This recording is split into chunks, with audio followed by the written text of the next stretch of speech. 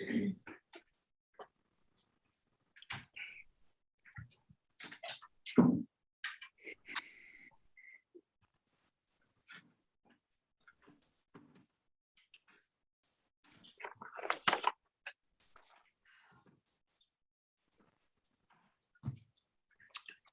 looks like the room is now populated, so we'll go ahead and get started. Welcome everyone to a regular board meeting of Los Angeles Community College Board of Trustees. And this is the public session of our committee day. With that, let's kick it off with a roll call to establish our quorum. Trustee Moreno? Here. Trustee Fong? Here. Trustee Henderson? Here. Trustee Hoffman? Here. Trustee Moreno? Here. Trustee Vela? Absent. Trustee Veres? Here. Student Trustee Martinez? Here. Thank you. Okay, wonderful. Next, we have quorum, so next we'll move forward to the flag salute. And Trustee Henderson, if I can ask you to lead us in our body here in the flag salute. Sure. Everyone place your right hand over your heart. I pledge allegiance to the flag of the United States of America, to the republic under which it stands, one nation, under God, indivisible, with liberty and justice for all. Okay, thank you, Trustee. Next, we'll move to the approval of the agenda and our order of business. Chancellor, are there any items that are to be changed for this meeting? No, sir. The items are presented in the order which we'd like you to take them up. Thank you. Okay, excellent. And colleagues, I'll offer a few comments. I know today is essentially our last meeting before our annual reorganization next month. For the public, there will only be one meeting in December. The second meeting will be essentially a dark meeting, and committees will reconvene in January. So wanted to let everybody know that. Just so for planning purposes and the activities of the board, we always like to make sure we're as transparent and available as possible.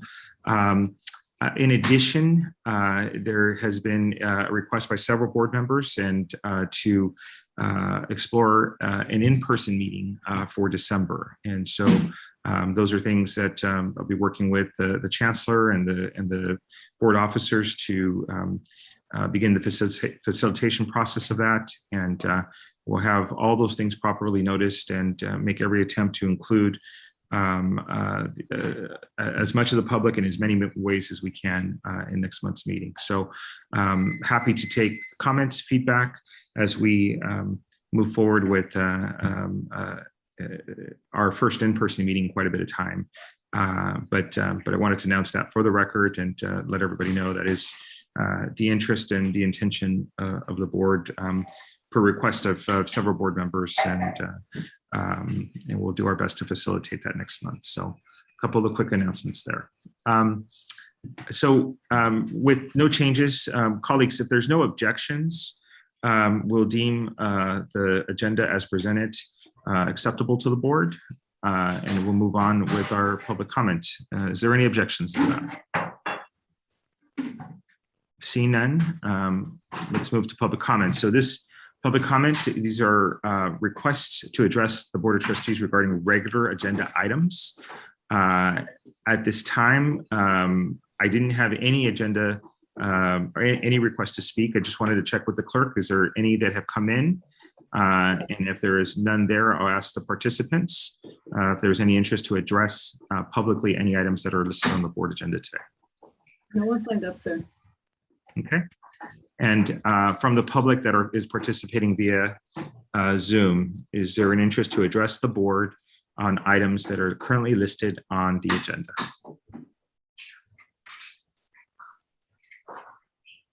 Okay, I see no hands.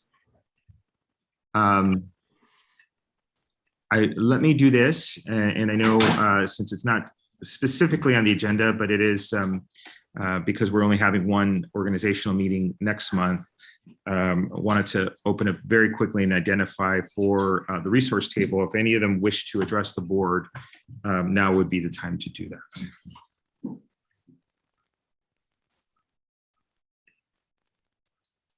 Okay, I see one, Ms. Alonso from our staff guild. Can we move her over? And let me go ahead and open up the floor to you. Ms. Alonso, welcome again. We missed you last month, but your vice president was ably representing the organization there. So thanks for being with us. Good evening, President Veras, Board of Trustees, Chancellor, and guests. I'd like to thank you for allowing me to speak today, and I do want to address the proposed resolution AB 361. I'm not here to speak in favor of it or in opposition, but I do want to point out a disparity that AFT 1521A has noted, in that by the language of the resolution and because of the continuous state of emergency, verbatim from the resolution, as a result of the emergency, meeting in persons would present imminent risk to the health or safety of attendees. Upon reading that resolution on this proposal, we feel that, again, it is just another sign of the disparity that the classified staff have felt.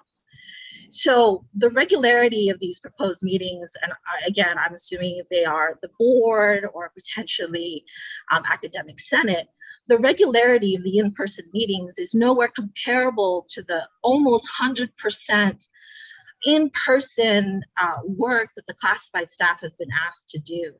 So I'm here before you again, not in opposition or in support, but just rather to point that out, that it's been noted and felt and voiced by the classified staff that they have not been heard, and that they have been continuously reassured in their return to in-person work that our colleges are safe, that our colleges have been providing the needs to feel that they are secure in their environment coming to work.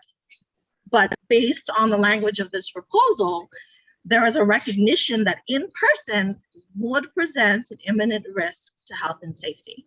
So thank you for allowing me to speak. I just wanted to make note that we have recognized the language, and we just find it quite alarming on our end, given that we are at the campuses more than just once or twice a month, as asked by the administration. Thank you.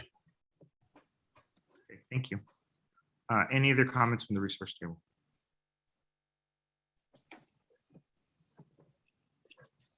Okay, seeing none, we will close public comments and move forward to reports from the board.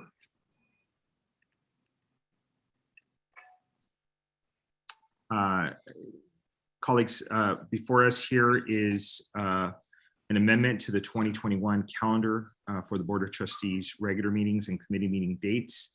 As I mentioned, there was a desire to make a change to next month's meeting, so that is reflected here on this calendar, as well as an adjustment for our annual organization meeting.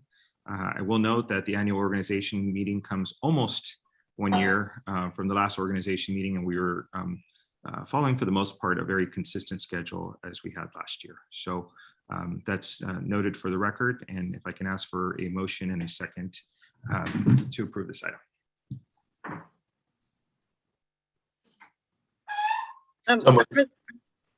Chair Veras, can we have, can I ask a question after the motion and the second? So let me take this. I saw Trustee, there's a couple of boxes that lit up at the same time. So please help me out of who motioned. I had Trustee Fong. I believe I had Trustee Henderson. I don't know if there was another voice that was in there, but I'll take it as those, you two, because those are the boxes I saw lit up as motion in a second, and happy to take a question from you, Trustee Hoffman. Thank you, President Veras. So originally the board meeting was scheduled for Wednesday, December 1st, and we're moving that board meeting to Wednesday, December 15th. What's the last day that faculty work for the fall semester? And does this present any kind of an access issue because most faculty, are done when finals are done? Just Is that Friday, Trustee Hoffman? which Friday? December 17th, so we should be okay. Oh, wow. Okay. All right. Thank you. Trustee Buona? General Counsel, I think I saw you somewhere around there. Where's the Yes, general I'm here. counsel? All right. You thought you were going to get away with no questions. No, I didn't. All right. This in no way precludes any decision to do any type of in-person or hybrid. I just want to make sure, just put that on the record. It does not. Under the statute, we have to hold the meeting within 11 days after the second Friday in December in an election year. So that's what we did last year. So for this year, you can hold the meeting on December 1st. But for consistency, it's better to have it during that week within 11 days of the second Friday. Yes. And Mr. Jeter, thank you for that response. If I may, President Vettis, Trustee Buona, the next item, item D, allows for either in person or remote. So we'll have the option to do that. But that's the next item, sir. Okay, thank you. Okay. Any other questions, colleagues? Okay, with that, let's do a roll call vote, please. Student Trustee Martinez advisory vote? Yes. Trustee Buona? Yes. Trustee Fong? Yes. Trustee Henderson? Yes. Trustee Hoffman? Yes. Trustee Moreno? Yes. Trustee Vela? Yes. Trustee Vettis? Yes, item Thank you. passes. Thank you. Next, we'll go on to the resolution. This is per AB 361. Again, I announced at the beginning of the meeting, there is an interest to do an in-person, which is being investigated by the board officers. But to provide the option in the case that issues do arise, it is required by AB 361 in order to do these Zoom meetings that a resolution must be passed the month before. So this is purely for precautionary and flexibility reasons that it's on the agenda, but it is here for your consideration. So with that, if I can ask for a motion and a second for this item. Move approval. Thank you, Trustee Moreno, in a second. Oh, Trustee Buona. Trustee Buona, thank you for that. Any other questions on this? This is the same that we did last month. So I think we're pretty familiar with it now. General Counsel, do you have a comment? Yeah, I did want to add that passing the resolution will allow you to hold the hybrid meeting. So I wanted to make sure I gave you a specific response to your earlier question, Trustee Buona. Thank you. I should have been clear in my statements, but I appreciate you clarifying that for everyone. Okay, colleagues, with that, I see no other questions. Roll call vote, please. Student Trustee Martinez advisory vote? Yes. Trustee Buona? Yes. Trustee Fong? Yes. Trustee Henderson? Yes. Trustee Hoffman? Yes. Trustee Moreno? Yes. Trustee Vela? Yes. Oh, thank you, sir. Trustee Vettis? Yes, Thank you. the item passes, and now we're moving forward to our facility items today, our discussion items today. The first in front of us is something that is a project that many of us are very familiar with. It's related to our leased satellite facility in the city of Southgate. What is before us is the authorization of actually to authorize assignment of lease between Benin and Stanman Southgate Partnership and LA Promise Fund, and approve amendment number 3 to lease the Southgate Educational Center. This is an item that actually has a robust staff presentation to it. And so what we'll do is we'll have the staff presentation first, we'll take board questions with the motion in a second there. So Chancellor, let me hand it over to you to frame it up a bit better. And I know Dr. Smith will be able to proceed with the specific presentation.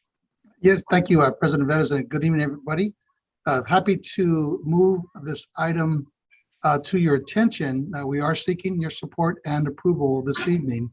I would like to point out that several months ago, the Board of Trustees approved the construction for about a $90 million facility across the street on Firestone, which will ultimately house the permanent home of about 10,000 East Los Angeles College students. Joining me for this discussion is the president of East Los Angeles College, Dr. Alberto Roman, our chief facilities executive, Dr. Ruben Smith, and I believe Ian, I see you here as well from our facilities team who manages the project. So happy to provide a little bit of context. So the facilities, this construction is underway. There's been quite a bit of work to get the preparation for the site. It is a site that required quite a bit of environmental mitigation, which led to some delay in putting shovels in the dirt, but it is now clearly underway and is safe to construct. We do expect occupancy sometime in the fall of 2024. Current lease, as it stands now, does not go through June of 2024. So for several months now, the district team has been negotiating with the new potential owner of this facility an opportunity to extend our lease into June 2024, so until when the permanent facility could be occupied. We believe that this solution that you see in front of you is the best overall solution in consideration of a few factors. And I want to point these out, and I would invite Dr. Smith and Dr. Roman and Mr. Earhart to weigh in on any other questions and responses that you might have. But it's the best overall solution for the following reasons. One is it provides the least disruption to our students. The students can complete the full 23-24 academic year without having been dislocated or displaced or somehow disrupted in their educational attainment. So that's obviously a very big factor to us. It allows for program continuity.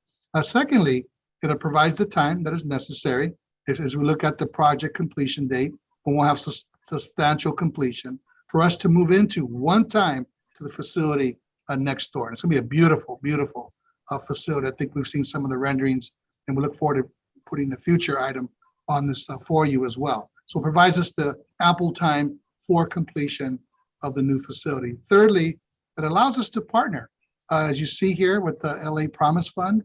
As we have begun our relationship, and Dr. Roman can speak to this very clearly as well. You know, they have values as a charter school that align very closely with LACCD's. They're going to be a school that's going to both develop the artistic, competitive transfer side of the curriculum so that students can be competitive. They'll have an artistic element, some STEM elements, really a curriculum that bodes very, very well for dual enrollment possibilities, for possibilities of engagement with the students.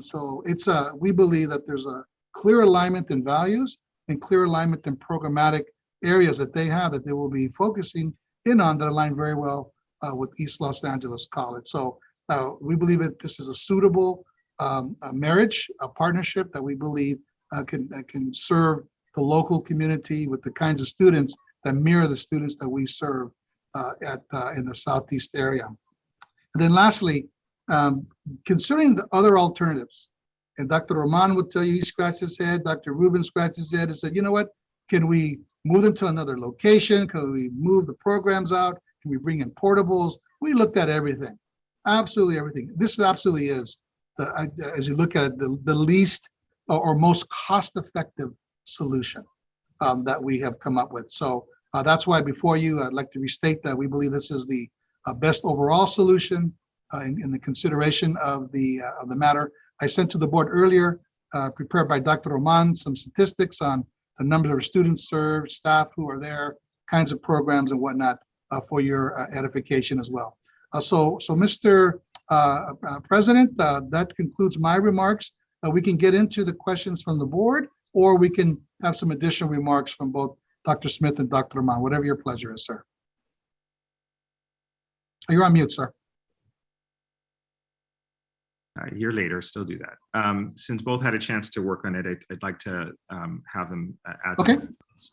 Dr. Smith, followed by, okay, Dr. Rahman after. Yeah, and I would like to say, and because we have an interesting board dynamic in a sense where I know Trustee Moreno is intimately connected to this project from his years of service as a college president. So our new president and our relatively new facilities director get to inherit something. I imagine we didn't expect to be in a temporary location like this for 20 plus years. We may have made different decisions back when these leases were first originally entered into, but you're right to note, Chancellor, that we have a phenomenal facility waiting, and with all gusto and tremendous effort with the construction contract we approved a month or so ago, we're full speed ahead in terms of the new facility. But some of this is to correct and deal with a small gap between the end of a lease that had gone through multiple extensions and finally when construction will be done. So I also wanted to note that because there is a special, like I said, from Trustee Moreno's time and experience, and for some of us who've been here for a number of years, and I think I've been through as one of the longer serving trustees, at least an extension or two myself with this lease. It's been a long time coming. So with that, if we can have, let me start off with President Roman in terms of his comments, and then we'll go to Dr. Smith for his comments. Thank you so much, President Vettis, members of the board. Appreciate the time, and yes, to your point, a lot of history here, and I appreciate Trustee Moreno's insight as I've had opportunities to talk to him about learning more about the wonderful work that's happened here over the years. I think this was his vision at Southgate, and it's coming to fruition now with a new facility that's coming up in the next 2.5 years. So we're excited about that. You know, part of the conundrum here is the fact that obviously our lease is ending in August of 23. And looking at the best way in which we believe we can transition seamlessly our students without a potential impact, losses of enrollment, lack of educational continuity, we really believe that the option has to be one where we can maintain our students in a place where they already know, where they have the equipment for the labs as it relates to allied health programs, and also to have a strong presence as we come back from COVID. And that's been one of the things that I've highlighted and one of the most important things I think coming out of the pandemic. Having a strong personal presence at Southgate is absolutely important. The community knows the center already very well, familiar with the staff there, and we serve a significant percentage of first generation, non-traditional students, adult learners. Our ESL classes, our citizenship classes, our CTE programs, and our allied health programs are those that are optimal when they are indeed done in person. So we're looking for an option where we can remain in person. You'll see from the data that was sent earlier, we're at about 63% in person for the spring. I suspect that number will be higher, more closer to 70%, because we have seen that online modalities have not worked very well for the Southgate Center. So the option to be able to stay there, maintain a strong presence into the spring, summer, and fall of 22 is absolutely critical. We've lost significant enrollment losses at Southgate, and I think for us to maintain our continued programs in that facility and maintain continuity will be vital. So looking at it from college president and from the educational components that are very important, we believe that this is an opportunity for us to be able to not only recover some of the enrollment losses that we lost, but continue to have the educational access that's necessary for the Southeast Los Angeles communities. Thank you, President Roman. Dr. Smith. Thank you, Board President Veras and trustees. Good evening. One of the things that is important as we look at this least cost alternative, when we came to this recommendation for a new lease and an agreement that acknowledges LA Promise as our new landlord, we also considered expediting construction. We also considered having a temporary village. We actually considered, could we do a hybrid of a temporary village at the Firestone site, as well as moving a portion of students to the Monterey Park site. So looking at that, this is the least cost alternative. And I'll just share a little bit of the numbers with you. For a full modular village, for the 28 classrooms to replace those is about $7.3 million. For more of a hybrid, splitting that, we looked at $5.5 million. And then the cost for expediting construction is $2.4 million for just 6 months. And so looking at that, not sure if that would be the best option with the 6 months. We have to remember, we have a brownfield site. So we still have to consider what the requirements may be from the Department of Toxic Substance Control, as well as DSA with any design changes. Even if the contractor were to expedite, could we still pick up 6 months? And so looking at least cost alternative, not the greatest alternative, best deal, not the greatest deal, but the best alternative for us. We definitely recommend extending the lease 10 months to June 14th of 2024. Okay, thank you, Dr. Smith. Colleagues, let me go through a round of votes for each of you. I'm sorry, votes, comments and questions from each of you, and then we'll put the item up for a vote. So first, let me go ahead and start off with Trustee Buona. I'll pass for now. Okay, next, Trustee Vela. And Trustee Hoffman, I know you had some concerns, and I'm sorry right now. I have a family call that's going on to the side, so I'd like to pass it over to her. Thank you. Sure, Trustee. Well, I'm running straight by the order of my screen here. So, Trustee Hoffman, if you're ready for your comments, you're welcome to them. Sure. Thank you, President Veras. Thank you, Trustee Vela. I do have a few questions and concerns, and I did, in full disclosure, call the Chancellor today because I was concerned about this item. Our current lease is $84,000 or $86,000 a month, and it's going up to like more than double. So I'm concerned about that. I'm concerned about the cost, and I'm also concerned about the fact that they want to be paid up front rather than how a normal lease is done, which is, I'm assuming, month to month, even for an organization like ours. Like, I'm a renter, and if my landlady came to me and said, you need to pay me for 3 years in advance, I would tell her to take a hike. So, I'm concerned about, I'm deeply concerned about the cost.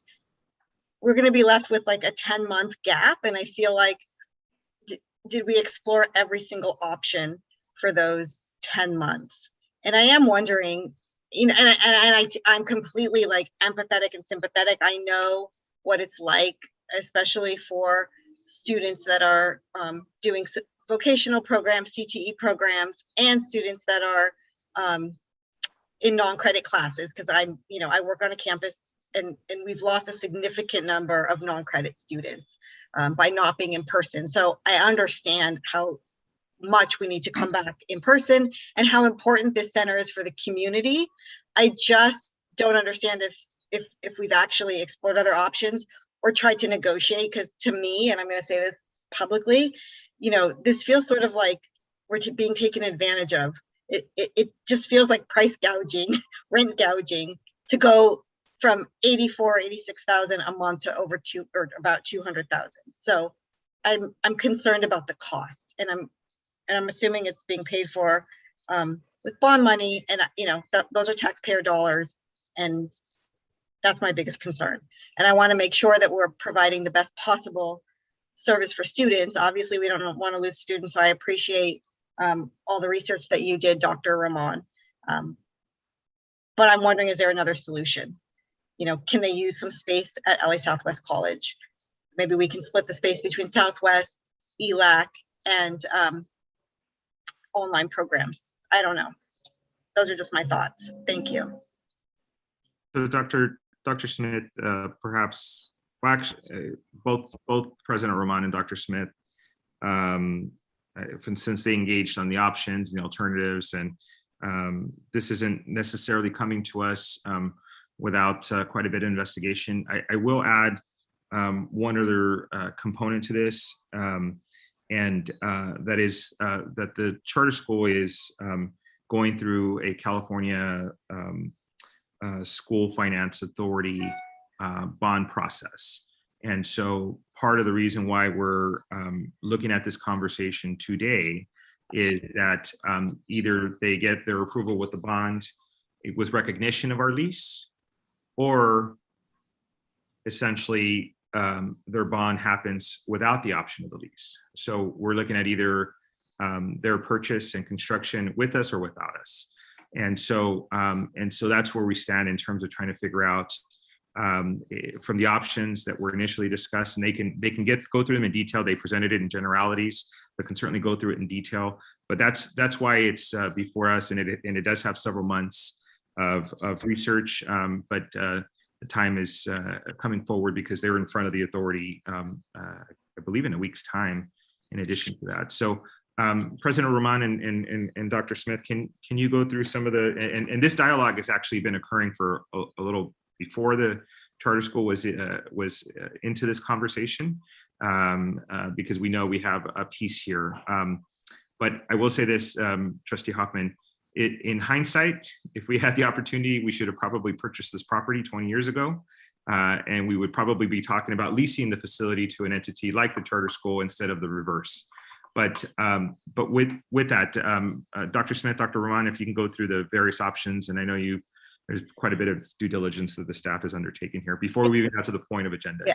And if you could just answer the quick question in your answer about how did they come up with 200,000? I mean, that's quite an increase. So I'd like you to address that too. And I appreciate your comments, Trustee Veras. Thank you. Thank you. Let me just cover one piece, and I'll defer to Dr. Smith on some of the rent components here. As we are coming out of the pandemic, we did make a lot of phone calls to our students at Southgate in terms of trying to figure out the reasons why they were not returning in fall of 2020, the current term. I think what's evident for us is that we have to maintain presence at Southgate. Although Monterey Park and Southgate are about 14 miles away, that has become a barrier for students to come to the Monterey Park instead of the Southgate Center. So part of the interest here is to make sure that we remain in the Southeast Los Angeles area, that we maintain a center that's already very familiar. So looking at bringing courses to Monterey Park, I think would become a barrier for those who lack transportation. That was conveyed clearly to us in a lot of the phone calls, or even moving to Southwest, which is, they have great facilities there, again, would result in potential enrollment losses. I think the folks that come to us primarily are coming from close vicinity in the Southgate area. And that's a consideration for us. Moving classes online is a consideration for us, as I stated earlier.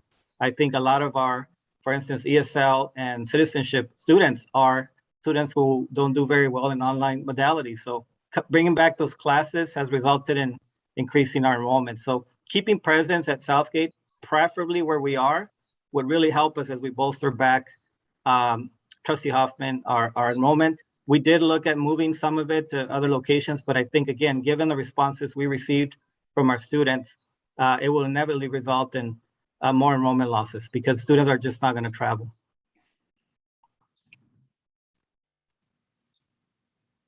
Dr. Smith? Yes, with regard to the cost and what the lease increase, of course, we've been there for decades, and looking at the amount of deferred maintenance and then occupying, there's a certain, I want to say that there was about $5.3 million worth of work that was initially discussed about the facilities. The new owner will make some of the improvements. They will actually make some interior improvements within the building that we will have some benefit of during our time there. And they're not going to delay that work. They're actually going to start that work, and they're going to work around our schedule during intersessions to improve some of the facility on the interior. So there is some mechanical engineering, plumbing, some paving work that was desired. And then we ended up negotiating to this number. Yes, it is significant difference. We looked at it as a least cost alternative because there's really no other opportunity. We looked at other spaces in the southeast area, and we just couldn't come up with anything that would fit. Okay, I believe the Chancellor also had a comment you wanted to make. Just a quick comment. Thank you, Trustee Hoffman, for your call earlier and for your question. Now, I think others are thinking the same thing. I'll put it in perhaps a different light. It's the cost of doing business. For us to maintain program continuity and the benefits that we've outlined in the program as we have shared in introducing this item, the landlord has the ability to command rent as they see fit, according to their needs, their interests, their bills, and whatnot. And it's a 10-month extension that allows us the opportunity. So when we weighed financially, just looked at it financially, the cost of these other alternatives from $7 million to $2 million, et cetera, for other disruptive activities, this was indeed what came to be the best solution. I mean, we were fully open and transparent in our description that the public can see, but it's what we believe in overall, the opportunity cost here is worth the price hike, if you will, when you consider everything that's involved. So I just wanted to put it in that way. And when we're engaged in these sorts of negotiations in our general counsel's, our office, we had a construction counsel, we had a lot of legal eyes on this to make sure that the item in fact could be paid as we described in consultation with Ms. Gordon in her office, to make sure that we could indeed pay it up front so that we could move forward with this long-term lease. So I wanted to just add those additional comments, Trustee Hoffman and Mr. President. Thank you, Chancellor. So they will be making improvements so that our students will at least reap the benefits of the improvements that they're making, that we're helping to pay for. Is that how I'm understanding it? Dr. Smith, are they making infrastructure improvements? I understand there was some discussion of that, but yeah, so for the interior improvements, we will have the flexibility of smaller spaces as well as larger spaces. So some of the rooms will be split. We'll have that flexibility opportunity. We may be able to add sections. We may be able to have larger sections.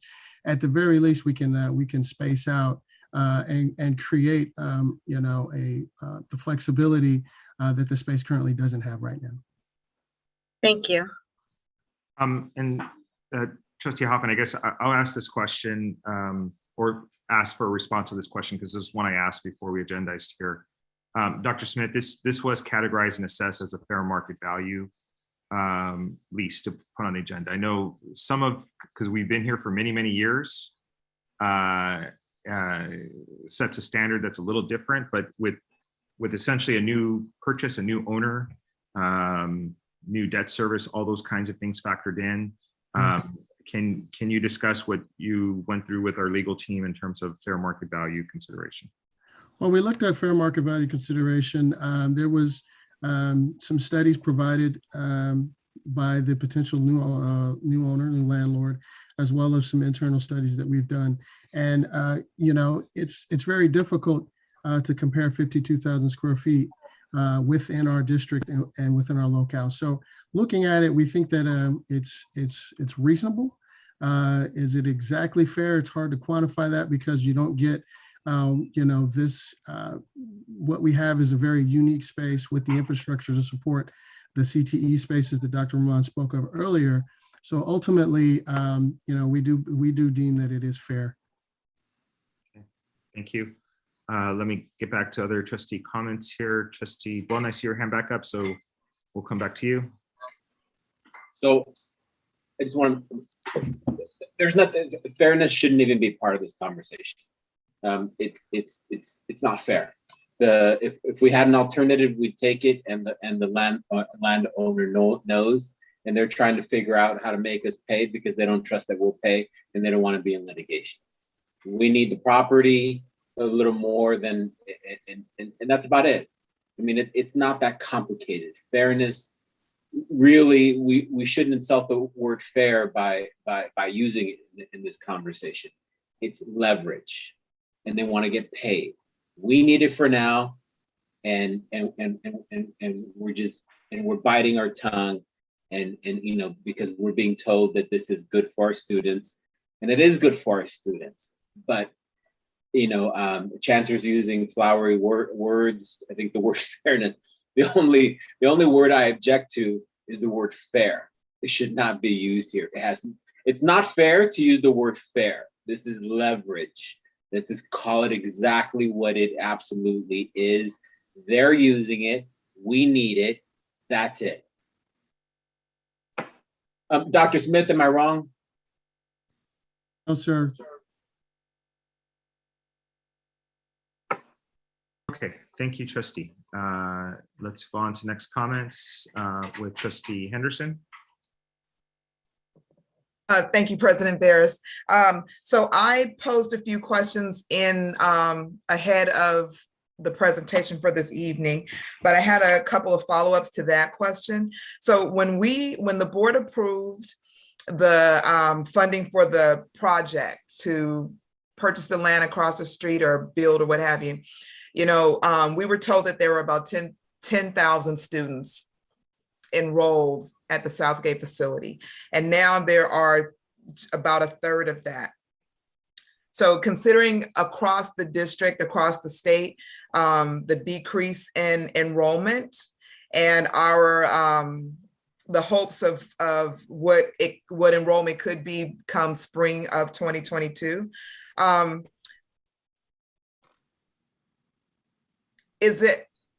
my concern is not so much fairness. My concern is not even so much the cost, because I understand that the owner can charge whatever they feel is appropriate for them. But the fact that we've been a tenant for nearly 30 years, paying regularly and consistently, and now we're being asked to pay this amount of money upfront without any option of a refund seems a little excessive. And so considering the fact that we may not even have a third of the students that we would normally have enrolled come within the next 3 years, what is our plan realistically to justify paying this money to accommodate students that may or may not decide to return to attend classes, whether they're virtual or in person? And Mr. Veras, who would you like? I'm happy to take an initial stab, and then let me ask Dr. Roman to fill in on the programmatic side, because he is directly involved with the student recruitment. Trustee Henderson, the 10,000 is the projected capacity. It's double what the facility served, more or less, as a head count at its top end. So we're building a facility for the future. The Southeast Los Angeles area is amongst the most dense, as you know it very well. In Los Angeles, it has a very high concentration of immigrant families and huge concentration of first-generation college students. So its location is perfect for higher education delivery. We do believe that we will be well on our way to restoring the enrollments, not just at Southgate, but around the district by 2024. So yeah, it's a lot of projections here. I grant you that. Dr. Roman, please add. Thank you, Chancellor, and thank you, Trustee Henderson, for the follow-up. Yeah, the 10,000 is sort of the goal in building the facility. In ultimate, what we are building as far as capacity. In the spring, we do anticipate already a larger number of students. We're planning for about 5,700 enrollments, the head count of about 4,200. And again, building from there up to where we were about 5,500 or so before the pandemic. But the goal is, as the Chancellor stated, gradually to increase every year in the next 3 years. What's going to be crucial for us, again, is bringing back the in-person classes. Southgate, initially we projected to be about 80% in person. I suspect we can, if we add more classes, get to 70%, and that's going to be critical to increasing enrollment. But that is a goal, that is the trend. We are obviously beginning a lot more efforts to reach to that area that is heavily dense and in need. There's a lot of areas, for example, we know that 50% of residents in that area do not have a high school diploma. So we're targeting that particular population to increase those programs. We're beginning to have conversations to create more programs of dual enrollment in the local high schools there. So there's opportunity. Again, 5,700 enrollments is what we anticipate will be in the spring approximately. And our headcount will be getting closer to 5,000 where we were to pre-pandemic. And then from there, there's a gradual growth that we anticipate to have based on our outreach and marketing efforts and those targeted populations that have not been necessarily focused for us in the past. So that's the projection, but the 10,000 would be the double where we were initially, and that's what we built for. And that is the goal ultimately. That's more of a 3 to 5, 7-year goal for us. Thank you for that, President Ramon, and thank you, Chancellor. I guess that means no pressure on you, Dr. Ramon, to make sure that that happens. Thanks. Mr. Vettis, may I say one more thing? Trustee Henderson asked an excellent question. Just a year ago or so, maybe a little bit more now, we had to present a full presentation of the growth of the Southgate Educational Center to the Accrediting Commission of Community Colleges that granted the educational center status. For all these years, as Mr. Vettis pointed out, it was simply a site. It was a satellite, an appendage, if you will, of East LA College, a very good one, but had no status. So through the formal processes that we utilized over the last couple of years, we have now and are granted educational center status, which means that if in the future the growth continues, this could indeed be our 10th college through its accreditation process. Now, this is down the road quite a bit, but we are taking the first formal step to do that. So those projections, those plans, those educational programs had to be justified, Trustee Henderson, in order to get to this point where we're at today. So I wanted to give you a sense of the due diligence that's been involved before arriving at this moment. Thank you. Okay, thank you. Next, let's move on to Trustee Fong. Thank you so much, President Vettis, and thank you, Chancellor, and to Vice Chancellor Smith and President Ramon for your presentation. I think we're kind of caught in between a rock and a hard place, but this is our best option. And I feel that the communities of the Southeast LA deserve this. And we've made a commitment to Southgate and to Southeast LA. We even, thank you, President Vettis and President Hoffman, I think last year, I forgot which presidency, but it was, we had the presentation with the Southgate City Council. And I heard from them loud and clear that we need to continue to boost our services. We need to continue to support the Southeast. And I know when we had the groundbreaking for the Southgate campus as well, we talked about the possibility of this as our 10th campus. So just want to echo the Chancellor's comments on that. I know there's an educational center status on it now, and we put a lot of time and commitment into that as well. And so as we go through the accreditation process, I think as we go through the various construction processes for the building, and it's eventually going to serve 10,000 students of the campus. I know there are state legislators and federal reps and the council members and all the local elected officials from the Southeast. They're very much interested in the success of this and also in conversation with other folks in the Southeast. This is something that's very critical.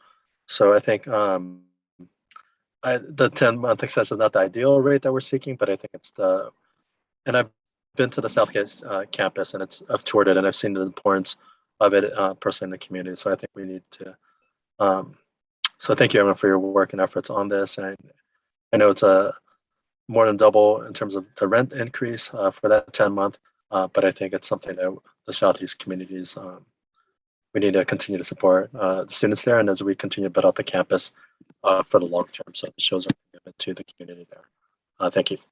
So thank you, Trustee Fong. Let me go to our student trustee. I wanted to save Trustee Moreno for maybe our last word, but and then Trustee Vela, if you give me a little nudge that you're ready to go again. So, but let me jump over to the student trustee for her questions or comments.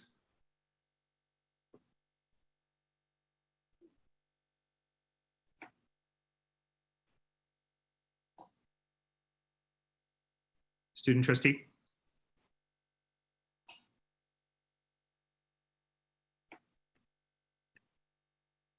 Okay, I'm not sure if she's on again. So let me jump over to Trustee Vella.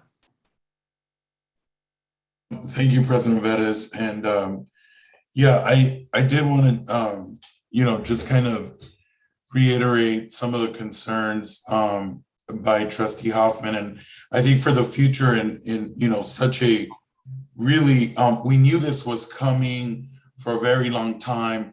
I would have liked a study session with perhaps the 3 top alternatives to come to us. We could have discussed it, maybe a special board meeting where we could have hashed out.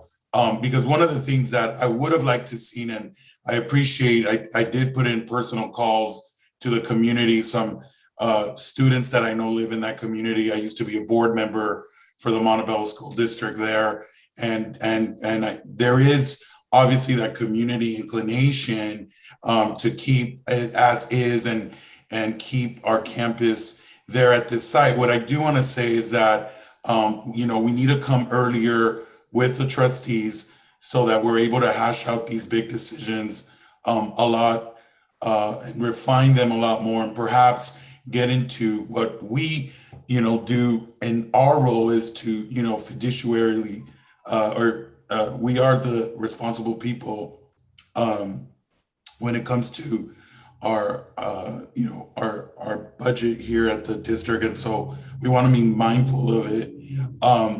And so, part of what I would have liked to see is a little bit of negotiation, right? Because there is a little bit of leveraging here, as Trustee Wella said.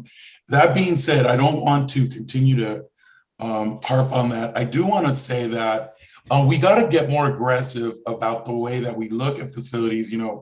We continue to look at it from an angle of we're commuter colleges. We don't believe in student housing. We don't believe in creating community development, teaming up with the city of Southgate, adding learning annexes, centers in and around the Southgate thoroughfare, and there's major commercial corridors.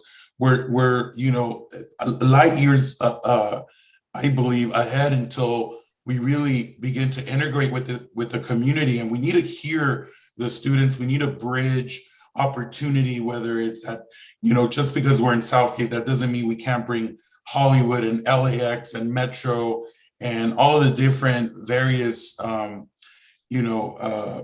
sectors, industry that make Los Angeles County thriving. We need to bring these jobs and these trainings. I'm glad to hear from President Roman that indeed that is the case, that we need more of these in-person courses in order to be able to, fulfill our students' needs. And so I want to reiterate that, I'm okay with moving forward with such a thing, but here's the issue here, though. And I understand the expediting piece would be costly, but I've got to tell you that for me, holding on to money for the sake of holding on to bond dollars, I'm not up for that, okay? Why didn't we buy this property before, okay? If we knew what was coming in the future, we would have easily been able to purchase this property at a lower cost. Property in Los Angeles is unbelievably expensive. And our residents, people in the Southeast Los Angeles, gave us these dollars to invest in their communities. We could have purchased this property, then we would have moved across the street, leased it over to this charter school instead. And, I'm actually happy that this charter school was able to accommodate us not at the same price, but certainly, they accommodated us. The other option would have been, we would have been on the street. And like us, I don't blame Dr. Ruben Smith, but again, we anticipated all of this. We're about 20 years behind on our completion of this campus, and we need to make sure that we continue to move forward. I certainly don't want to meet the deadline, go after June of 2024, or I will not approve this. We have to hurry to be able to meet this so that we never get to the point where we're paying $375,000 per month. That is absolutely ridiculous. So, and I understand construction, so I don't really want to hear it's expensive, we can't hurry up. We can with the proper advice, with the proper team in place to build program, can definitely get this into gear. And that's something I'm going to be looking at the people who, the general contractor currently that has the contract, and any construction management or program management companies above that are providing the management. They've got to show me that they're willing and they are committed to this site, because this community deserves it. They have been out of the rain. There's been virtually no outreach to this community. I have not seen anything besides our reaching out to local city councils. And at the end, the people of this community deserve it. So these are my contingencies. This is what I'd like to see before we approve this tonight. And I want us to all think about how we get there. If we need to create a special session to think about how we do this, and let's involve our faculty, let's involve our staff that's going to serve there. Since we have time, and I'm actually very impressed with the 40% in person that we had in the fall, which was told to me by President Roman. So we have time to plan, it's not full 100% in person. So we actually have time right now to plan how this can look, and maybe expediting doesn't mean spending more money, but it could mean potentially just holding on to our current timeline. And if the environmental issues come into play, then we're going to have to phase it out. I know some of the property is available to rehab and move it now, maybe not so much the whole property, but we're going to have to think in terms of that, because I certainly don't want to go above the June 2024 date. Thank you very much. Okay, thank you. Dr. Smith, did you want to, I know Trustee maybe. Yeah, at this point, I don't want any response. I'd just like the other trustees to comment. Thank you. Okay, sounds good, because I didn't get the question, but I got the sense you were just making a comment here. So fine with that. Okay, next, Trustee Bond, I know you have a hand, but let me get to Trustee Moreno. And actually, let me check back in before I do that if the student trustee is back here on screen. Student trustee, are you here? Yes, hello. I've been having connectivity issues. I apologize. I'm on my phone now. Sure. You have any questions or comments on this before us? Yes, so many of my comments echo those of my fellow trustees. Of course, with the pricing, that was something that was in a big shock to me. Another thing that's extremely important to me is the repairs, is that, whatever adjustments or whatever is being done, especially with this price, it has to be adequate for our students. We cannot spend all of this money when we understand that this is a price gouge. As Trustee Buona was putting it, being very straight up about it, this is a price gouge, and we have to ensure that when we do get these buildings, if this we do vote yes on this, which I'm totally in support, of course, of student housing. That's something that I have stressed along with the other trustees, and I think it is extremely important, and that I do agree in many ways will help with our enrollment and with our retention rate, and will of course target many of the marginalized communities that our community colleges and our district does serve. But we have to ensure that this is going to be adequate, that we're not just being price gouged to be price gouged and then have our students living in conditions that are inadequate. Because then what was the point? Understanding that, we understand now that this is the direction that we're moving in, and we have understood that this was the direction we were going to move in previously. As Trustee Vela has been stressing, this is something that we should have acted on before, but it's too late now. We have to make do with what we have. Again, something that Trustee Vela stressed, and that's something I would have liked to see, is the comparison, is maybe a presentation or something being brought to us again about the comparison, weighing out the options, because all we have to do is to just take your word for it, to say that this was the best option. And I don't disagree that you had many options and then you were working the numbers out with different things. And if this is the best option, okay, I agree with you. I take your word for it, but it would have been great, especially as a student trustee who is, representing the students. It would have been nice to see a presentation like that compared things and that weighed out our options, just to have a bit more transparency. but there's nothing that we can do about this price. But regardless, if we have the money, we have the funding for it. This is something that we have to move forward with, because regardless, this is the direction that we're going to go in anyway. This is something that we have to do for our students. We definitely need to do it for our students, but I also want to stress that this is not the end all be all. Once we do get this housing and we do have our students, living in these buildings, and we are housing our students, that doesn't mean that solves all of the problems that our students are having. Yes, our students are having issues with transportation. So housing a portion of our students doesn't mean that we're going to solve the transportation issue. I'm sorry, student trustee, let me say, this is not a housing project. This is a classroom project. This is a campus facility. So I know I think people have used the word that we're housing our students, but it's meant to say that these are the classrooms that we're providing for their courses. There is no student housing at this facility. No, I apologize. I understand that, but because we've been using that terminology, that's just what I'm saying.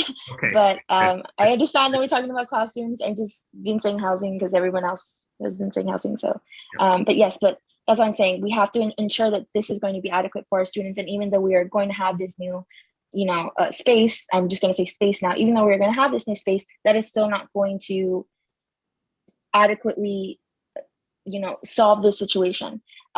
We still have to, as Trustee Vela was stating, we have to be in the community and be providing more resources and ensure that when we do have this new space available, that we are providing our students with resources that not only is the building going to be adequate, is this going to be a good facility, but other students that aren't going to be so close are still going to have adequate transportation. Something great that we've been doing is that project that we pushed forward with LA Metro, where we're going to be getting, I believe it is 50,000 Metro passes. So it's things like that as well that are going to increase our enrollment rates, is ensuring that we can get our students to class and telling our students not only that we have these facilities available for them, or that we have these resources available for them on our campuses, but ensuring that they can reach these resources, and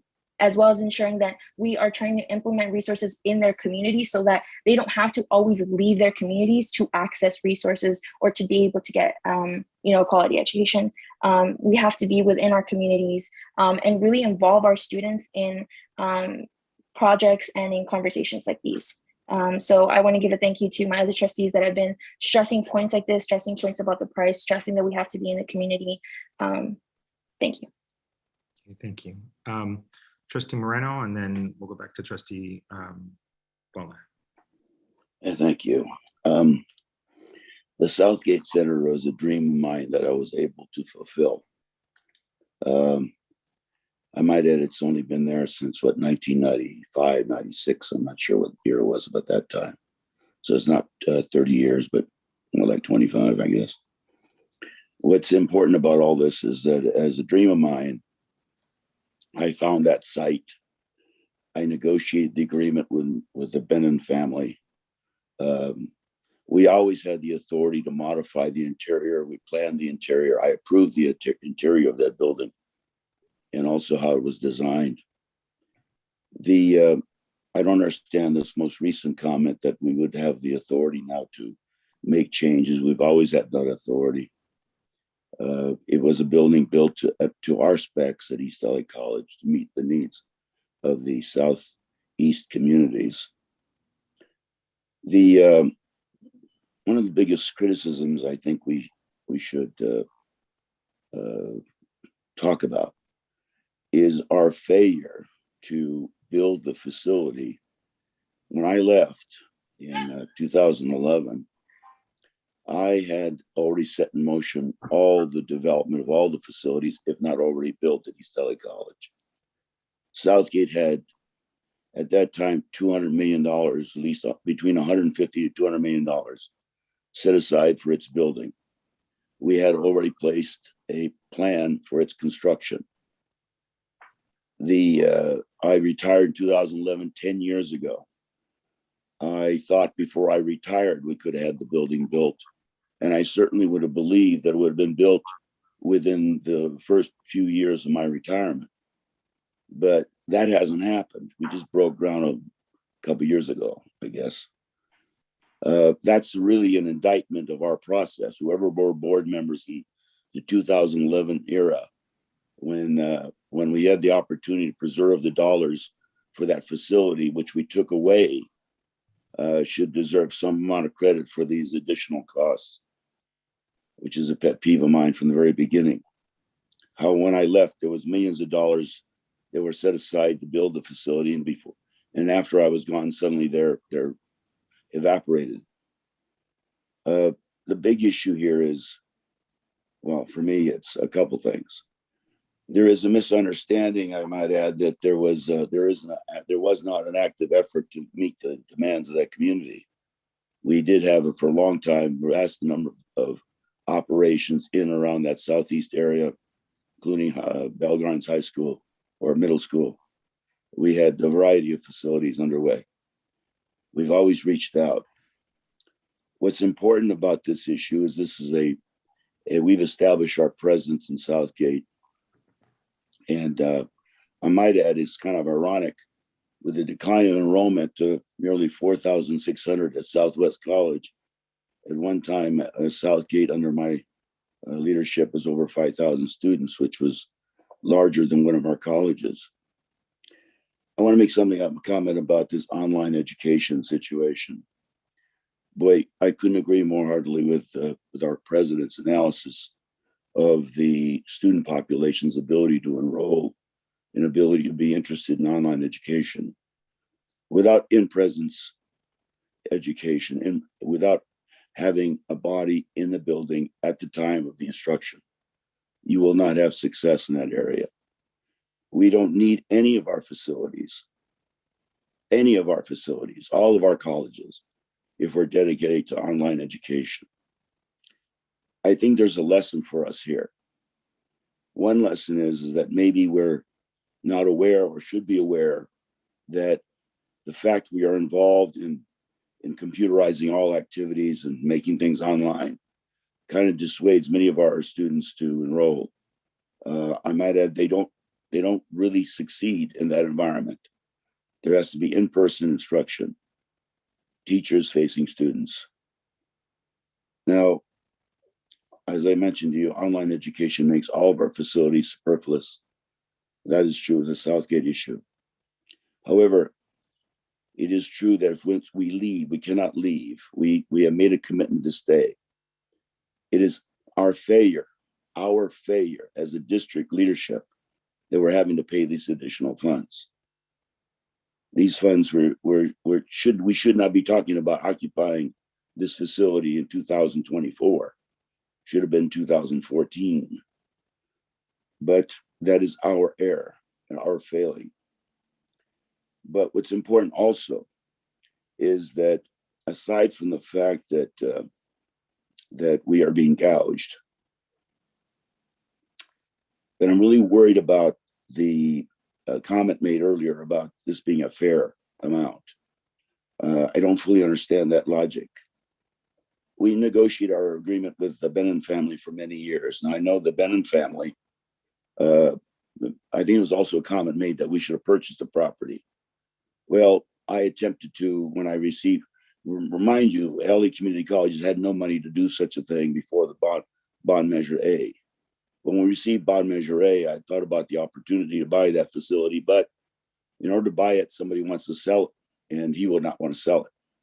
We did find additional facilities and locations to move our site in Southgate, but they, for one reason or another, didn't work out. The ability to purchase, though, is a concern of mine. If we knew that property was going to be up for sale, why wouldn't he have attempted to acquire it? Now, must have been put up for sale relatively recently. It was never for sale when I was president of East LA College. The other piece is, when we talk about fair market value, how did you calculate that? And let me give you the other point, and it's really one that sticks in my mind. I always had to pay for that facility out of my 100 budget. That is my operating budget. I had to pay for the lease. how long have we been paying for the lease through our bond program? Because I don't remember ever, I'm not sure if I ever witnessed that benefit. Maybe I did, I don't believe so. I always thought the lease was part of our operating costs. But let's put it this way, if we didn't have the ability to pay for this through our bond program, and we had to pay it through our 100 funds, would we be willing to take this kind of risk or this kind of expense? I have a feeling it would be probably the answer would be no. So I'd like to see us do, and I agree with most of what people have said. I do believe maybe some information is not complete, but I'd like to see us go back and find out how do we justify such an extraordinary, exorbitant increase in monthly cost, and worse yet, that we have to front pay all of that. I don't understand why we haven't, or how is it because we're paying this through our bond program that the pressure, and they know we are paying it through our bond program as opposed to our 100 monies? Because I just don't feel good about the situation that we're confronted with. Meaning that I know that facility from the very beginning is my dream. It's my work. I want it to succeed. But I have a problem with the fact that whatever they're doing to us down seems patently unfair. And I don't know whether we've done everything possible to go about limiting or reducing that cost. Maybe I can have an answer to that. Thank you.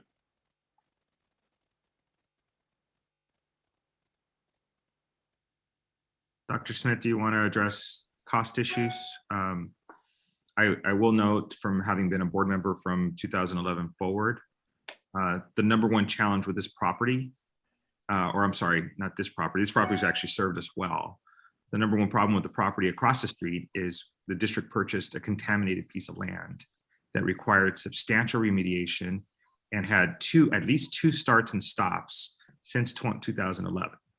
So if it was a clean piece of land, I think we would never have been even close to this. We would be there more than a decade ago with a great facility. No, well, Steve, but the reality that's not correct. Absolutely correct. It is absolutely correct that we purchased we may have found more contamination in digging and assessing the property. But as far as the Department of Toxic Substance Control, they would not let us move into those spaces until the contamination was cleaned. Well, look, that's the nature of buying industrial property. Well, Steve, we attempted to purchase that property, well, in the 1990s, and we were told it was so contaminated it should not be purchased. In that period of time, we purchased another piece of property in Southgate. It was 30 acres that we eventually had to back out of. I might add, we made $1 million in the process, back out of, or 5 million, I should say, back out of, because there was some other contaminants nearby. In our interest to acquire property, we were advised that property that they originally identified as the Firestone plant, on second analysis, was contaminated, but was possible to mitigate. And that's when the decision was made. And it was all done with an understanding that there was contamination, but it was all within the ability for us to take care of. That's the reality. Now, it shouldn't, even with the contaminated property, we had over $200 million to build the facility. And we did not have that money when I left, after I left. But we sat around, here we are 2021, debating an issue. And I don't want to get an argument over this whole matter. I was there, you weren't. But here's the other piece. Right now, we're at a point where we are being blackmailed. We are being taken advantage of. I don't know whether we can do anything about it, but I'm not satisfied with hearing that there is some statement that there is that the cost of this lease is consistent with the costs of leases in that community. I don't know if that's true or not. Mr. Vettis, can I respond to a couple of points that were made? Sure, Chancellor. Okay, one is that related to use of bond monies I don't believe anywhere in the presentation, if not, let me clear it up. We are paying the lease through general funds, Program 100 funds.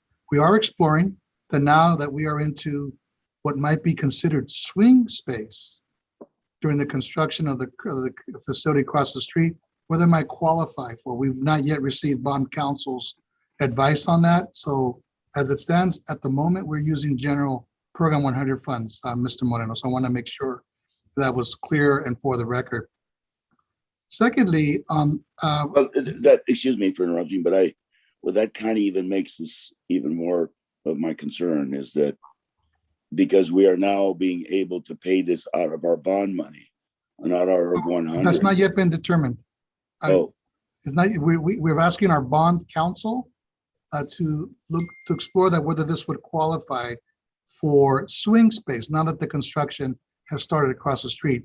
In the previous 24 years, it was not. It was because we had no construction underway. There was no need for swing, temporary occupancy while a facility is being constructed. So no, that's not yet been determined, sir. I wanted to make sure that was clear. I did hear you say that. I thought that was the understanding. Yeah. No, I wanted to clear that up. And then lastly,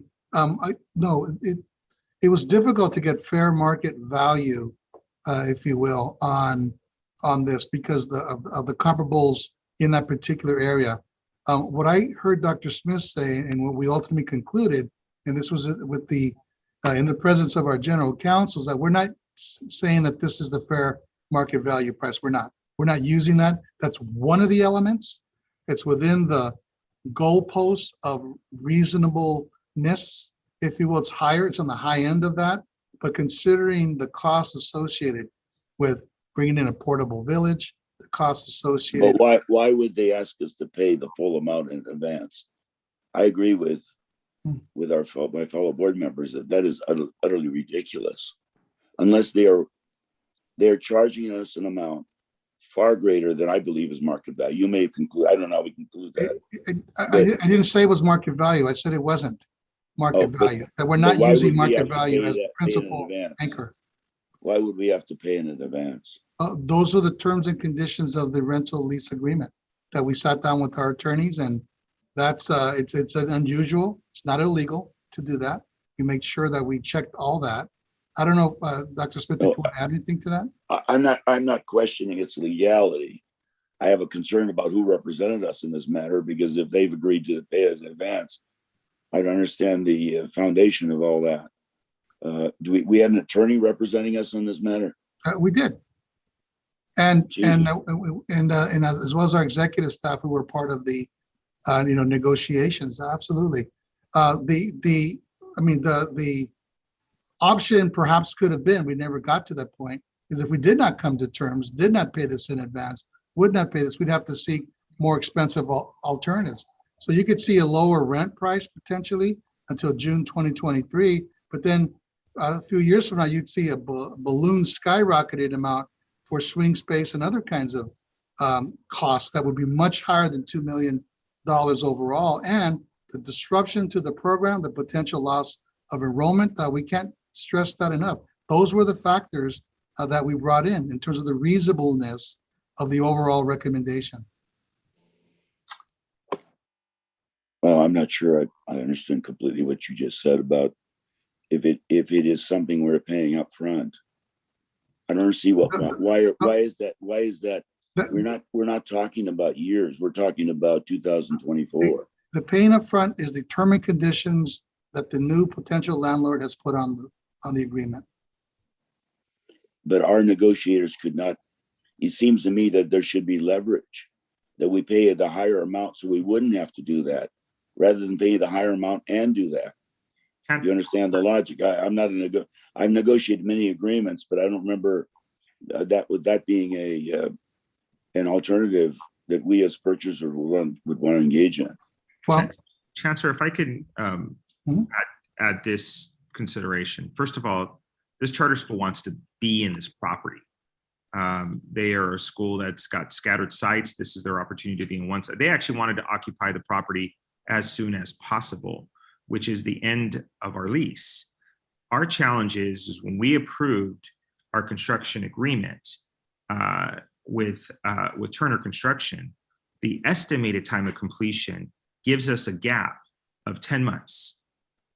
The alternatives that were being assessed and studied were how to reduce that gap of 10 months, either through paying additional funds through accelerated construction or explore other alternatives, which as it were mentioned at the beginning of this, which were relocating the Monterey Park. I for one, I'll tell you this, I don't want to see our students relocated for 10 months and then have to come back. I think that's an incredible burden, and it really is disrespectful to the local community there in South. Neither do I. I want you to know that. Neither do I. The alternative of either accelerating construction on the site or paying substantially more for those 10 months, all is determined by the fact that really the charter school wants to be in as soon as possible. I understand that. I think, you know, what was put on the table was essentially a back and forth between our attorneys, our general counsel, our facilities folks. And this comes to us with concerns, but the reality is the charter wants to occupy the space. They want to partners that they see the value of being adjacent to the community college space. But they want to occupy the space immediately and as much as they can, which is the termination of our existing lease. Let me. You said something I need to get clarity on. Does anyone know how much the facility, with this site that we're occupying, what it was sold for? What was the selling price of the facility we currently occupy, and when was it sold? I believe it's in escrow as we speak. I don't know if it was sold. I'm sorry, I should say I don't know the selling price, but it is in escrow, and the sticking point is when to occupy. Okay, but perhaps we should know what it would be a point. You know, we keep making these. I know some of our board members are passionate about the problem, but let's get all the facts. Did we know it was for sale? How much was it for sale? And if we knew that we were going to take longer to build, we should have planned for that. That was just part of the planning process. When I occupied the facility, it didn't cost the district a cent. We built it, or we occupied that with virtually no cost. These are through various means. I actually made a $5 million profit for the district in how we have acquired a piece of property and then sold it subsequently through bonds for that in Southgate. But I don't understand why we would be paying, you know, unless there's something that we're not aware of. First, I'd like to know the cost, what it did cost that group of people who bought it, and exactly what is it that I really am troubled by the fact that we're having to pay up front for this amount at a higher rate. Seemed to me that should have been a trade-off. You understand my point? Like I said, Trustee, I think that I should ask Dr. Smith, because it's not, our facility staff had been working on a solution way before this escrow occurred with this property. They were looking at the alternatives. They were exploring those alternatives. That he can actually discuss and describe, but I think, like I said, in front of us, we get stuck with an option, whether it's the three that were discussed. I know there was a mention about a study session, but the three that were being explored for a period of time were relocation of students, extending the lease, or accelerating the construction. Those are the three that were mentioned to me. Those are the three that were discussed, and ultimately the staff came up with this recommendation per negotiation. I will say that the charter operator has expressed in many ways an interest to get into the property as soon as possible. It also is connected to a state school finance authority. So am I to conclude by that statement is that since they want to get in as soon as possible, they are penalizing us for occupying it? No, as I understood it, that in order for us to continue to be there, they were essentially looking at debt service, because they're essentially having to pay a higher price now than, of course, the Benin family who don't have many tax obligations nor upfront cost of being able to make the purchase of the property. And I think Dr. Smith had also indicated the interior work, the flexible space, all those kinds of things, because for them to immediately occupy after 10 months, they needed to do these kinds of things. So that's been my understanding. Dr. Smith, you could talk about your staff's work ahead of time. I believe, I'm looking through the participant section, if the trustees would find it helpful, we may want to ask the charter operator to see if they would add some comments or add some clarifications. But you know, I'll leave it to the board. I think we can make the request of, I think I see the name of the executive director over there on the attendee side.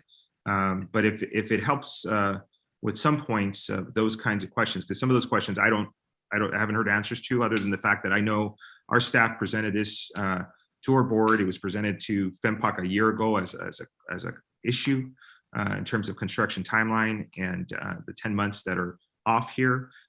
So I know there's quite a bit of work that's been done, quite a bit of communications in attempting to extend the lease. And for whatever reason, the Benin family chose not to extend the lease with us, but instead worked through a purchase and is now coming back in the escrow process, trying to work out this accommodation.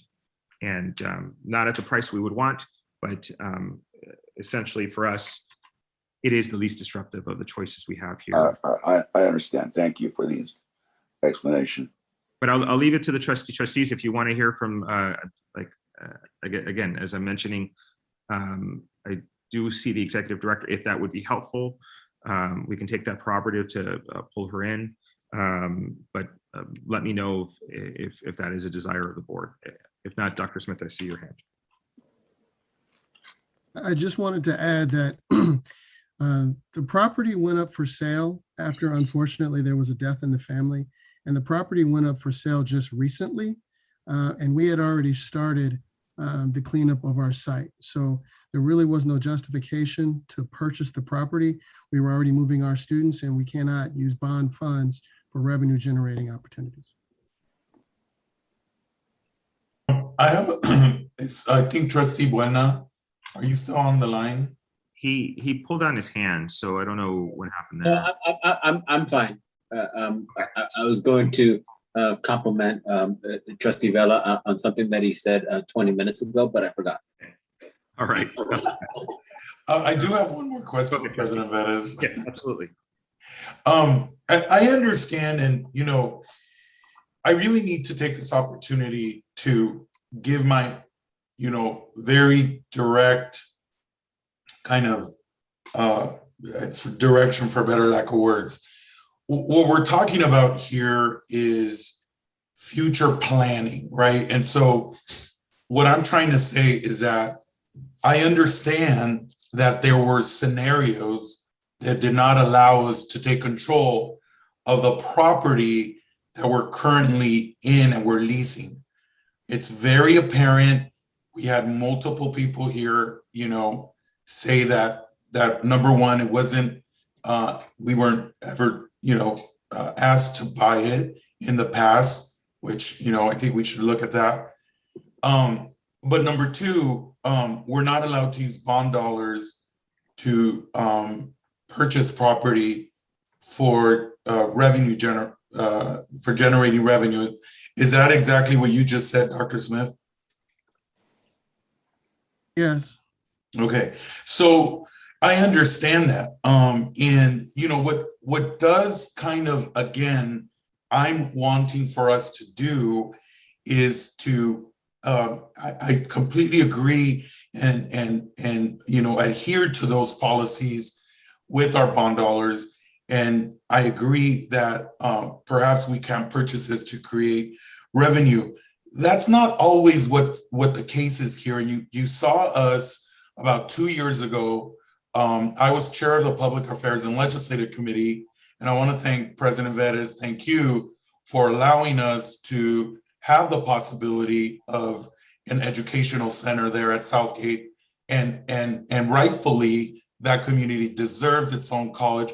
What I'm saying is that if we don't plan ahead, we're talking about a satellite that grew, you know, thanks to, you know, a lot of the efforts of Trustee Moreno and staff and faculty there at ELAC that grew to up to 10,000 students. And so what I would like to continue to see from the colleges when it comes to their planning in their 5-year plan or their facilities master plan is that we don't shortchange ourselves.